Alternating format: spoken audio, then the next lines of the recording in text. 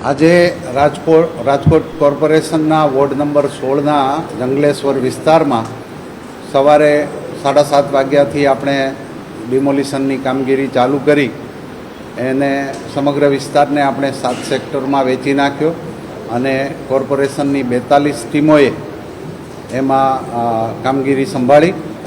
આપણે 63 JCB machine, 7 Hitachi machine, concrete cutter machine, gas cutter machine અને ટ્રેક્ટરો એમ કરીને 260 પ્રકારની મશીનરીનો એમાં ઉપયોગ કર્યો અને ટોટલ 1500 જેવી જે પ્રોપર્ટી આપણે આઈડેન્ટિફાઈ થયેલી એ પૈકી આપણે સાંજ સુધીમાં 1119 પ્રોપર્ટીનું ટોટલ ડિમોલિશન કરી દીધું છે 6 વાગ્યા સુધીમાં.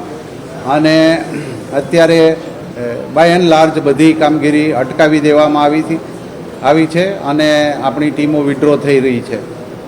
બાકીનું કામ આપણે કાલે સવારે પાછું સૂર્યોદય ઉપર ચાલુ કરીશું. એક સારી વાત એ છે કે આજે દિવસ દરમિયાન એક પણ અનિચ્છનીય બનાવ બન્યો નથી.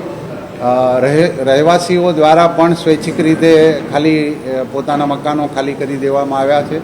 પોતાની ઘરવખરીનો કબજો એમણે લઈ લીધો છે અને કોઈપણ પ્રકારના આપણે સમજાવટ કે બળ પ્રયોગ વિના એ લોકોએ સ્વૈચ્છિકપણે ખાલી કર્યું. એટલે આપણી કામગીરી ખૂબ ઝડપથી આગળ વધી ગઈ અને કાલે બપોર સુધીમાં 3 વાગ્યા સુધીમાં આપણે એ ડિમોલિશનનું કામ સમાપ્ત કરી દઈશું અને સાથે સાથે ત્યાંથી જે એનો મલબો છે કાટમાળ હટાવવાની કામગીરી એ પણ આવતીકાલે આપણે ચાલુ કરીને સાંજ સુધીમાં પૂરી કરવાની ગણતરી છે. બાકીનું જે કાંઈ સફાઈનું કામ રહેશે એ આપણે બુધવારે પૂરું કરીશું. નદીના પટમાં જે આપણા 997 ડિમોલિશન પાત્ર મકાનો હતા, પ્રોપર્ટીઓ હતી, એ પૈકી 681 પ્રોપર્ટી આજરોજ સંપૂર્ણપણે ડિમોલિશ કરી દેવામાં આવી છે. એનો અમે 3 સેક્ટર પાડેલા. એમાં જે એક ભાગમાં ઘણા પાકા મકાનો અને પાકા એટલે ગ્રાઉન્ડ +2 એવા 3 માળના પણ મકાનો હતા. એને તોડવામાં થોડી આપણે હિટાચી મશીનોને પણ તકલીફ પડી અને એનું કામ થોડું બાકી રહ્યું છે. એટલે એ 300 જેવા મકાનો આવતીકાલે નદીના પટના આપણે તોડીશું. એ સિવાય જે આપણે ટીપી રોડના દબાણો હતા એ ટીપી રોડમાં આપણું થોડું ટિપિકલ કામ હતું કે અમુક પ્રોપર્ટી આખી ડિમોલિશ થતી હતી, અમુક પ્રોપર્ટીમાં પાર્ટ ડિમોલિશ થતો હતો.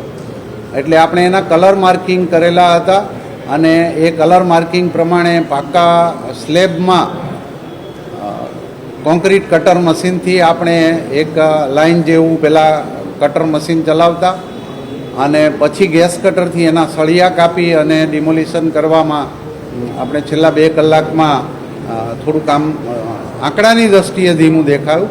સ્થળ ઉપર ખૂબ જ સારું કામ થયું છે અને એવી અન્ય પ્રોપર્ટીઓ આવતીકાલે સવારથી હાથમાં લઈ અને જે નદીના પટમાંથી આપણા સ્ટાફ અને મશીનરી ફ્રી થઈ છે એને આ બાજુ પાકા મકાનો તોડવામાં ઉપયોગમાં લઈશું.